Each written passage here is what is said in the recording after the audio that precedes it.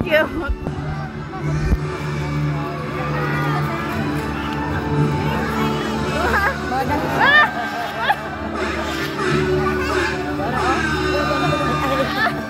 Cute kayo.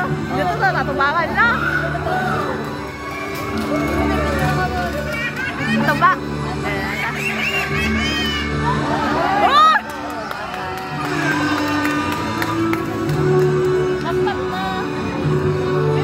Ikaw, naka-video na.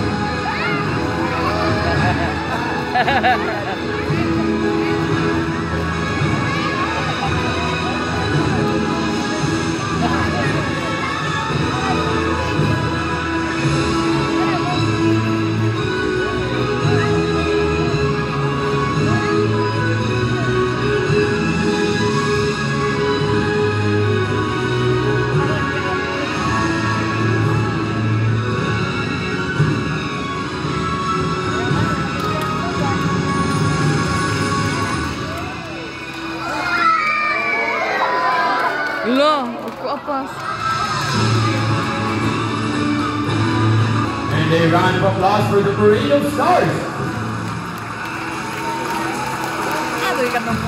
Good afternoon and mayong hapon, ladies and gentlemen. Welcome to Davao Cocktail Park and Zoo, working with nature for a better future. So, quick background on Davao Cocktail Park. We are a rescue center aimed at the conservation, preservation, and only rehabilitation of our animal population, not just here in the Philippines, but the rest as well. My name is Kuya Mark, and this is your Keeper Talk. But before we proceed with the show, let's take a couple of ground rules for everyone to follow muna, no? So first and foremost, as we are going to be working with wild animals, I need everyone to find a seat and remain seated. So parents, please take care of your children. Please do not try to touch or grab any of our animals that might be. Secondly, to those who are still eating, I'm so sorry. Please finish it up now or kindly keep it up as food is strictly not allowed while the show is ongoing. This is for your safety and the safety of our animals as well. And lastly, to those who want to take photos of our animal ambassadors, pwede po, but please double check your cameras and turn off your flash as our animals here are very light sensitive. So, with that being said, we will be meeting our first animal ambassador in a few moments. Isbog-ari ba? Isbog-ari, aron dili talagyo pagkuan. Their personalities and not then to us, and it looks like this afternoon our first animal ambassador is not yet ready pa po. So let's just give them some time, okay? Now, while we wait, let me talk about the namesake of our park. Of course, our crocodiles. So here in Davao Cocktail Park and Zoo, we have two species of crocodiles. We have the crocodilos, or the saltwater crocodiles, which are the largest species of crocodiles in the world. And we also have our crocodilos cnidorensis, or the Philippine freshwater crocodiles, which are unfortunately endangered. They can only be found in Macau and Agusan. Let's all try to assist in their conservation efforts, okay? Now, it looks like we are still waiting for our first animal ambassador to be ready to move. So, claro. So, yeah, while we wait, let us double check our phones and please keep our food. And it looks like our first animal is ready now, ladies and gentlemen. So, let me ask all of you, are you ready to meet your first animal ambassador? Yeah. Alright, so on my right side, na energy on my left. We have coffee dispensers at the back if you are still feeling sleepy. Ha? Kaya mura mo, hindi mo galumong sinatino. One more time daw, please up and louder with more energy and love for animals. I said, are you ready to meet your first animal ambassador? Yeah! Good, ladies and gentlemen, please help me welcome Jack Jack, our Brahminic, right? So, Jack Jack, make your welcoming flight boy. Halika na dito. Jack Jack, and there he is, ladies and gentlemen. Make it as welcome. Now, first, that is Jack Jack, our Brahminic, or known as the Bandog. They are birds of prey, they are hunters, or basically they are raptors. So, ladies and gentlemen, that means they are primarily carnivorous animals. Now, Jack Jack only has a wingspan of about 1 meter, but that does not mean he is not a fantastic hunter. He can hunt the very best of prey. Now, they can primarily be found in coastal areas of Australia, Indonesia, India, and of course, the Philippines as well. Now, Brahminikites practice what we call kleptoparasitism. Kleptoparasitism is when animals are highly competitive and will steal food from other animals. So Jack Jack, small as he may be, will not hesitate to steal food from an even bigger predator. Now, that's all for Jack Jack for today, ladies and gentlemen. Let's give him a round of applause, please. There we go. Thank you so much, Jack Jack, and of course, Kuya G-Mon. Now, let's wait for Jack Jack to go home. And let's meet our next animal ambassador now. And our next animal ambassador are known as clumsy birds of the forest.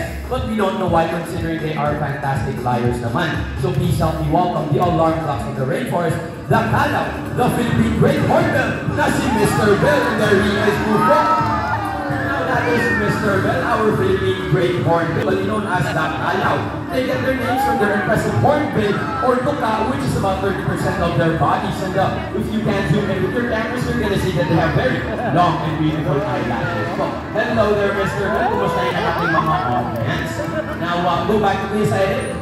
Go back to the side. Good boy. Now, folks, hornbills are known to be monogamous. Monogamous meaning once they find a partner in the wild, they will stay with them forever.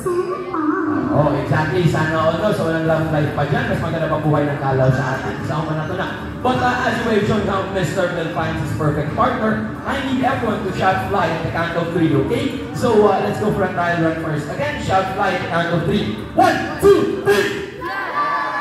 Again, people on my left, we have coffee dispensers at the back of the still feeling sleepy. Kaya huwag yung kalungod sa mga tingog nila. One more time daw, please, with enough energy and enthusiasm para maganahan ito mga hayop.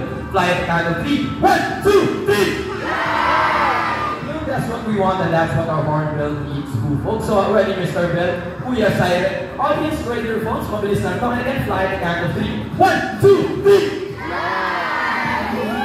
And there it is, folks, the aerial acrobatics of our very own hornbill. Now, ladies and gentlemen, that is their natural behavior. Out in the wild, in order for them to find their perfect partner, they will need to catch the most fruits or the most insects in order to impress the most females. Now, let's see it one more time, please, Kuya Silent, Mr. Bell. Audience, again, fly the count of 3. 1, 2, 3! And there it is, folks. Once again, if you are witnessing this in the wild, you are very lucky as you are watching their mating ritual, or in short, nililigaw po ang ating mga Kalaw. Now, Mr. Bell, balik kay Kuya Silent. And there he goes. And let's give our hornbill a round of applause, ladies and gentlemen. Thank you so much, Mr. Bell, and of course, Kuya Silent as well. Now, as you can see, folks, unlike most birds who walk from place to place, hornbills actually hop from place to place. Wala tumatalo sila as their secondary means of locomotion. Now, let's meet our next animal ambassador po. And our next animal ambassador is very bold and colorful in order for him to stand out to the opposite sex. So please help me welcome Barak, our blue and gold macaw. And there he is, folks. Now that is Barak, our blue and gold macaw, with the scientific name of Araraw na meaning genius. Why are they called geniuses? They have the mental capacity of a 4-year-old child po.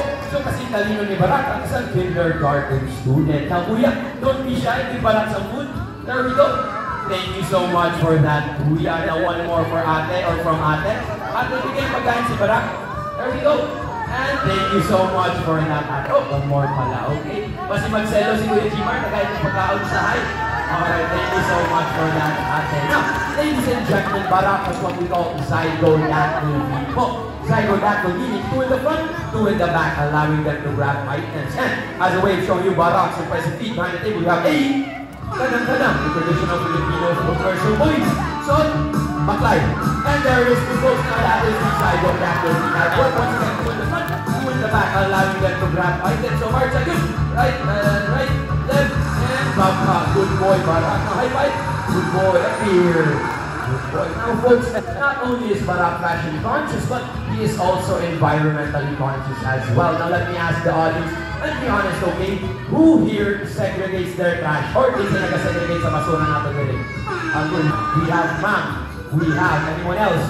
We have kuya. We have ma'am. We have ate as well. We have about 4 who segregate their trash. And the rest, and Filipino. As you can see, unfortunately, not a lot of people segregate their trash. But hopefully we'll all learn a valuable lesson from Barak because we have a can labeled biodegradable and another can labeled non-biodegradable. So double check muna ni Barak and Kuya Jimar will drop trash on the table and we'll see how Barak segregates his mess so that we'll all learn a valuable lesson from him. So Barak, ready? Okay. Kuya Jimar, ready? Kuya Jimar, taga. And let's see what Barak picks up first. It looks like a piece of plastic which is going to the non-biodegradable bin. Good boy, Barak. Let's see what he picks up. It looks like another piece of plastic which is once again going to the non-biodegradable bin. Up next, it's like a piece of leaf or dahon which is obviously going to the biodegradable bin. So one last piece of trash, Barak. We're going to table nice and clean, boy. And the last piece of leaf is going to go to the biodegradable bin. Hopefully everyone learned a valuable lesson in helping our environment. Thank you so much for that, Barak. Now, again, folks, Barak is a certified genius. But with intelligence comes moodiness. And, yep, Barak wants to go home na daw. So, I need everyone to wave Barak a bye-bye. Please wave Barak bye-bye. And, Barak, may number bye-bye. Barak! Uy! Uy, that's so bad. When he does his head tilt, it means he wants to stay in the show. But of course, we need to highlight our other animals. So let's just give Barak and Kuya Jimar the round of applause that they deserve, ladies and gentlemen. Thank you so much to the both of you. Alright, now let's meet our next animal ambassador. And our next animal ambassador is quite the opposite of Barak. Once again, while Barak is very bold and colorful, our next animal ambassador is plain white lamb, just like a cloud. So please help me welcome Apollo, the umbrella-crested cockatoo. And there he is, folks. Now that is Apollo, the umbrella-crested cockatoo, with the scientific name of Kakatua alba, meaning older brother in Indonesia. Now, Apollo is a multi-talented artist. Pang-ABS-CBN, pang-Gmail ng bird na to. So let's see some of his talents today, shall we? But first, let me ask the audience, who wants to see Apollo dance? Kasi makita mo sayo si Apollo. Okay, alright, ganun. Now, who wants to see Kuya Cyril dance? Kasi makita mo sayo si Kuya Cyril. Dagan mo na. Kuya Cyril, kaya ako magkamusayaw. Kuya Dexter! Now, ladies and gentlemen, that is the cross made famous by so back keyboard for them, talaga Apollo at basket. And stop na, good boy Apollo. Nice stand keyboard for them. Mahihigil na sa keyboard pa. Now, let's see his next talent na po, folks. Let's see his acting skills. Now, Apollo, what do we do if we see a predator? May agila, Apollo. A predator. May agila. Patay! Good boy, patay. Now folks, that is their natural reaction. Out in the wild, whenever they see a predator, they will either run away or play dead, as most animals do not want to eat already dead or rotting meat. Now, let's see it one more time, please, Apollo. We have another predator. Nanaboy Agila? Nanaboy Agila? And patay! Good boy, Apollo. Pang-star magic dito ng drama. Alright, good boy. Now, Kuya Cyril, pwede na mo ma-introduce si Apollo? Okay.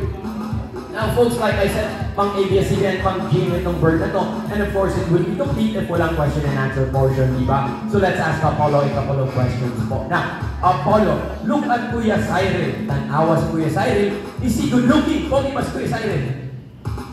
Well, congratulations to you, Kuya. Second time ay nagsabi na pogi ka, no? Unang-una ang asawa mo, di ba? Alright na. How about me, Apollo? Look at me, Apollo. Pogi ba ako? Am I good looking? Pogi ko. Grabe, good boy. Okay, so of course, Apollo is a bit biased because Kuya Cyril is a sander naman. No? So let's go to our audience na lang para wala talagang bias. How about si Mami, the glasses and white mask? Maganda ba si Mami? She beautiful. Congratulations to you. Maganda ka raw, Apollo. But of course, we don't discriminate here. How about sir, the blue polo shirt? Is he good looking to see Sir Pogi. Congratulations to you as well, Sir Apollo approves. Now, let's give our birthday round of applause, ladies and gentlemen. Thank you so much, Apollo. Alright, now let's meet our next animal ambassador na. And actually, our next animal ambassador is actually the older cousin of Apollo po. So please help me welcome our other umbrella president, Kakatu, na si Jumbo. And there he is, who folks. Now that is Jumbo, once again the older cousin of Apollo, our other umbrella president, Kakatu. Now let me tell you this, unfortunately, 70% of our air pollution comes from our transportation. So our cars, our motorcycles, our buses all contribute to global warming. But as a way of showing an alternate way to commute to work or to commute to school to lessen our carbon footprints, Jumbo has never had a table A, bicycle. And that's how Jumbo uses this. So boy, sakay, padyak. And there it is, folks, now that is the driver and that's perfectly front to it, and para lang, good boy, Jumbo.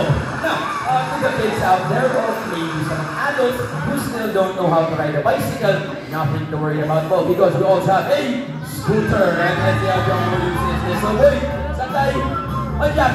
Okay, now, and para lang, ladies and gentlemen, those are the alternate ways for us to commute to work or to commute to school to lessen our carbon footprints. And you may have noticed that Jumbo is happy this afternoon. You can tell by checking out the crown or crest on his head, which will raise or lower depending on his mood. Now, let's give Jumbo and Luigi a round of applause that they deserve.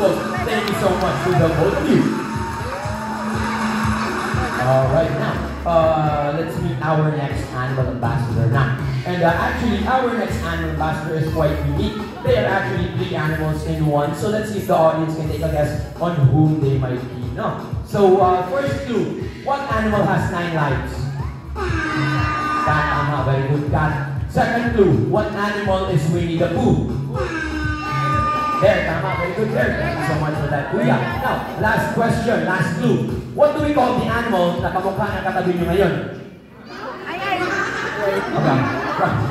Kuya, manakay na sa puhas, nakakada, yung gamayan nyo rin. Sila na rin ang mga pero but you are correct, folks, because our next animal ambassador are 3 in 1. So I would like to direct your attention to your left and please help me welcome that your Palawan Bearcat. That is the your Palawan Bearcat with the scientific name of Arctictis vinculum. They have the face of a cat, the body of a bear, and the very impressive tail, much like a monkey. Now, with this tail that it is capable of hanging from branches. So down, boy, down, down, down. And there it is, ladies and gentlemen. Now, folks, that tail can act as a 5th limb, meaning it is prehensile in nature. The definition of prehensile is being able to grab. So it is just as dexterous as our hands or kasi galing lang ng ating mga kamay. Good boy, Teddy, and the impressive tail as well. Now, folks, I would like to direct your attention na naman to your right, and please help me welcome the older brother of Teddy, na si Uno. So, Uno, halika na, boy. Come here. Now, folks, Uno is a bit more shy compared to Teddy, so let's just give him a stand, okay? And good boy, Uno, halika na dito. Now, we will see why they have bears in their names as well, because much like bears, Uno is also capable of standing up on his hind legs. So let's wait for Uno to get on top of the stage. Now, once again, with his hind legs, Uno is capable of standing up. So up, boy. Up, up, up. And tayo bunat pa, bituro. And there it is, ladies and gentlemen. And if you notice, he uses his tail to balance himself as well. Now, trivia time, ladies and gentlemen, para pag tayo mamutanan, na tayo matubag. Animals that walk on 4 legs are called quadrupedal. Animals that walk on 2 legs are called bipedal. Now, if pag naka-wheelchair sila, PWD ang tawagan na sila, ha? Now, fun fact pala about bearcats, their poop and their feet actually smells like fresh popcorn. Of course, we don't recommend you smelling our bearcats, makamprasan pa mo, makasala pa may pagka-issue pa ta. But we promise you, their poop and their feet actually smells like fresh popcorn. So they are very pleasant smelling animals. Now, Kuya Jimar, ano yung pinapakain mo? Okay, saging daw, folks, or bananas, which are fruits. So let's give the audience knows their bonus grades question to their exam. Now, what do we call the animal that primarily eats fruits or prutas lang ang pinakain? Herbivore. Herbivore, you are correct. Thank you so much for that. But we we are looking for a very specific answer in terms of animals that only eat fruits. But again, herbivore is technically correct. Well, thank you so much for that, Kuya. Now, let's go with something easier muna, no? We all know animals that eat meat or carne are called onyx, oy. carnivores, tama. Animals that eat herbs and grasses are called herbivores, tama. Animals that eat herbs, grasses, as well as meats are called omnivores. Much like us humans, we can be considered as omnivores. Now, one more time. What do we call the animal that primarily eats fruits or prutas lang ang kinakain? Hindi fruit salad ng tubag po. Sana kayo tubag ng fruit salad ako. Pag-ausit ako sa iyo, kapoy na kuha na. Ang mga trainer na sila kasuburan sa mga hayop na mo. Wala. No one. Ay, Kuya, come here. Come here. Let's talk to audience.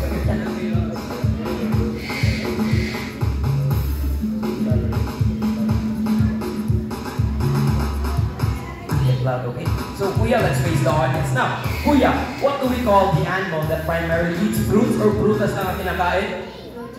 You are correct. So, ladies and gentlemen, let's give Kuya a round of applause. Please palakpakan natin si Kuya. Thank you so much for that. He is correct, folks. The answer is frugivore, meaning their primary diet consists of only fruits or prutas lang ang kanilang kinakain. Once again, the answer po is frugivore. Alright, now, it looks like, okay, Uno's back home now.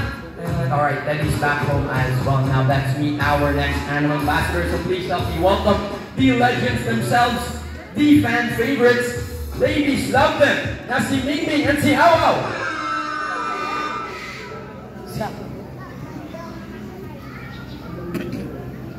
Ay, dili si Ming Ming ha? Si Kuya Saiden ako. Hindi na nakalit.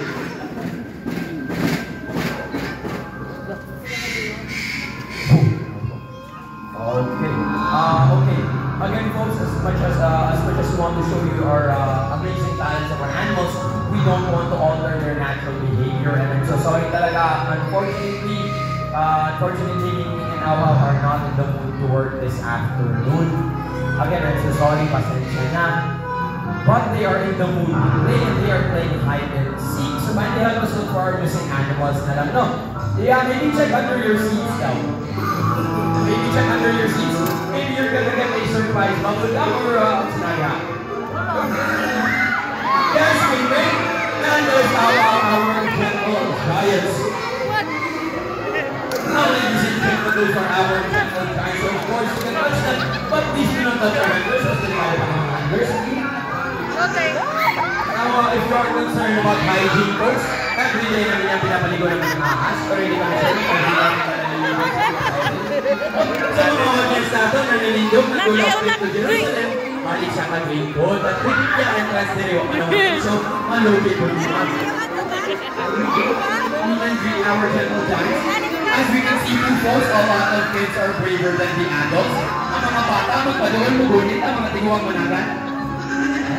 We can greet our gentle giants. Touch our snake, sirs. Ma, you will meet Hao Hao. Ming Ming as well. Kuya, don't be scared. We promise you, Kuya. He is not gonna meet you. He is not gonna meet you any harm. We can greet our snakes. Nigunit si Saili. Oh, ingatan mo, folks, no? Mas iso pa ng mga bata, ang mga tiguan, mga class. Alright, thank you so much, Kuya Jimar, for finding Alcohol, sir!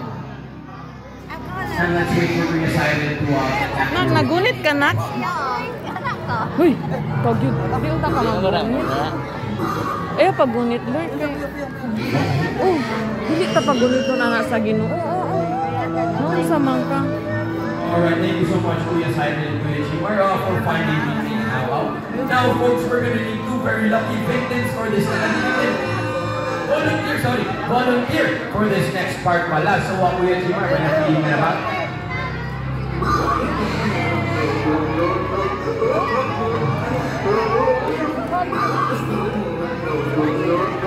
Uy, basig nakita na imo ang panty diya, ha? The glasses, white dress, floral pattern. Yes, ma'am, let's have you up to arena. Let's have you up to sayang ang opportunity, pang Facebook, pang Twitter, pang Instagram, naman tag-lighters malawat na rin. Ma'am, sige na, saka na tayo din, folks. Palagpagan natin si ma'am para makusin siya siya, kung siya masaka. There we go, sige ma'am, maulaw po na ma'am, palagpagan natin sa atong audience. Hindi makaya ma'am. Ano man? Mahalo ka? Same to same po ma'am, bago lang nagpantilay si Kuya Jimar. Wala? Really good. Okay, kanan nandun, nice shades, naka-gray na t-shirt, naka-shorts. Yes ma'am, let's have you up the arena as well. Yes ma'am, hindi nasaka na pag-gray. Okay, wala ka malino ng pana. Pero huwag isalangan na sila, kung mag-away mo sa inyong balay niya, ay may gamayan din eh. Sige ma'am, saka lang natin sa ating anak na. Kaya na ng opportunity. Hindi, good. Okay, sa mga nasa ng gawa, kung hindi sa inyo may napili na ba? No. So si ma'am daw, No. being blessed. Dili. Yes ma'am, white mask, let's have you up the arena. Let's have you meet our general. Yes ma'am, kaya na opportunity. Ayaw ma'am. Okay, pin ka ma'am. No, lagay yung... We promise you, our No. Other na lang. Ikaw na lang daw, ma'am, sa akin. Kung hindi man ka gusto mong anak, wala na. Boss, wala na tayo best to it. Okay. No, so we're gonna need an add-on. So, yeah. How about you, sir? The blue Ikaw na, dili na maayo. And let's have you meet our general guys. Now, someone else na. One more guest. Ikaw ba din? So, para na po na isamahan. Look, ma'am, we're naka-blue overall. Yes, let's have you up the arena. Let's have you meet our general guys. Ma'am, saan po ng opportunity? Ayaw ba? Now, of course, folks, let's wait for them to be up the arena. And let's have them meet our general giants. But, of course, before we have them meet our general giants, let's meet our guests. Now, so dito po tayo, ma'am. Now, sir, introduce yourself. What's your name and where are you from? Albin from Sweden. Okay, we have Albin from Sweden. Albin from Sweden, ma'am. What's your name and where are you from? My name is Micah and I'm Oh, Micah from Davao. We have Albin from Sweden and we have Micah from Davao. Uy, Sweden lagi from pwede. Davao daw. Ayaw, dance. Okay, pause mo na. Wala sila na. Okay, looks like you weren't informed, but once you step into the arena, you will have to show us your best dance moves. Because of course, our animals showed us their talents, so people as well should show us their talents, diba? So, sir, since you are in Davao right now, do you know how to budots? Budots. No, you don't know how to budots. Okay, ikaw ma'am, kabalo ka mag-budots? A bit, okay. So, sir, just follow ma'am's steps, okay? Now, ma'am, kapulungan ka, taga-Davao mo ka, pakita ang atong talent dito sa namin na Bisaya, o pakita mong budots na talent ha, doon si sir. Kuya, one more time daw, please. Yes, sir, just follow the instructions of ma'am. And ma'am, show us your best dance moves naman. Muraho!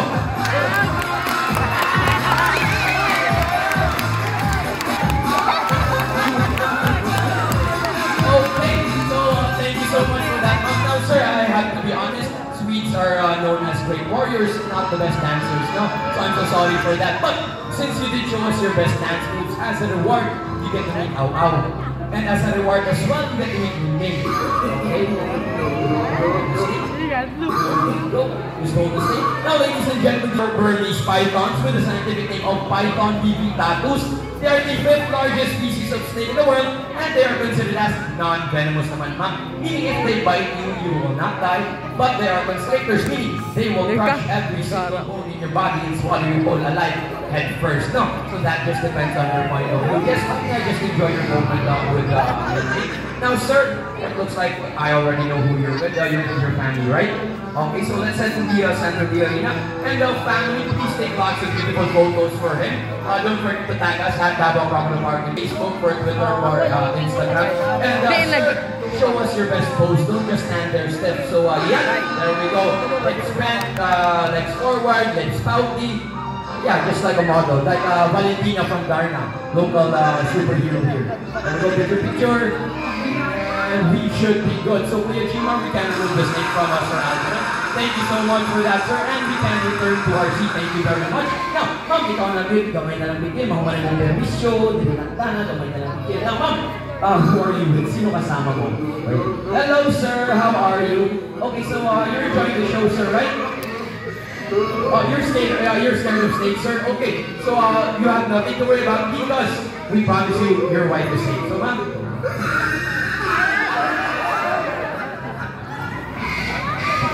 okay. So, ma'am, can you describe how you're feeling? How do you feel, ma'am?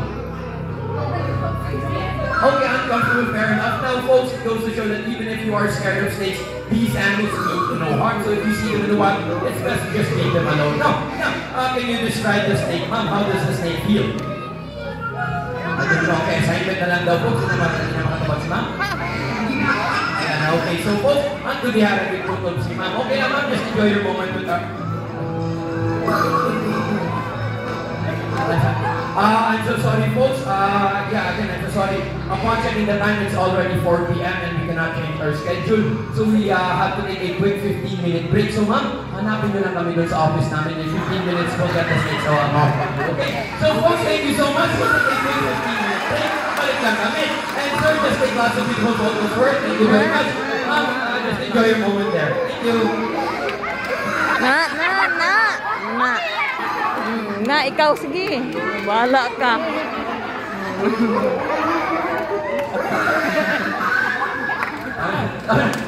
Yes, Maray.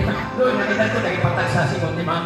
There we go. Kuya Simon, Kuya Gmar, we can remove the snakes from her na. One. Na, muna. Da. Uy, dili na sa...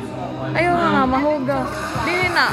And folks, let's give our guests a round of applause for being very brave and meeting our gentle giants as they make it out. So ladies and gentlemen, here in Davao Crocodile Park and Zoo, we have a mission that is the conservation, preservation, and hopefully the rehabilitation of our animal population, not just here in the Philippines, but the rest of the world as well.